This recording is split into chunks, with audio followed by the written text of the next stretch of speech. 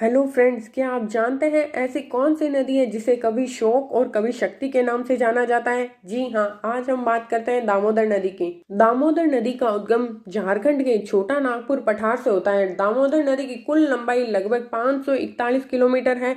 दामोदर नदी का अपवाह क्षेत्र यह लगभग 23,000 वर्ग किलोमीटर क्षेत्र में है। दामोदर नदी का प्रवाह क्षेत्र है, यह झारखंड से पश्चिम बंगाल में और पश्चिम बंगाल में अंत में यह हुगली नदी में मिल जाती है। दामोदर नदी की प्रमुख सहायक नदियां: बराकर नदी, यह दामोदर नदी की सबसे बड़ी सहायक नदी है। जमुनिया नदी, बोकारो नदी और कोनार नदी। दामोदर नदी पर बने प्रमुख बांध: तिलैया बांध, कोनार बांध, मैथन बांध और पचेत बांध। दामोदर नदी पर दामोदर घाटी परियोजना भारत की पहली बहुउद्देशीय नदी परियोजना में से एक है।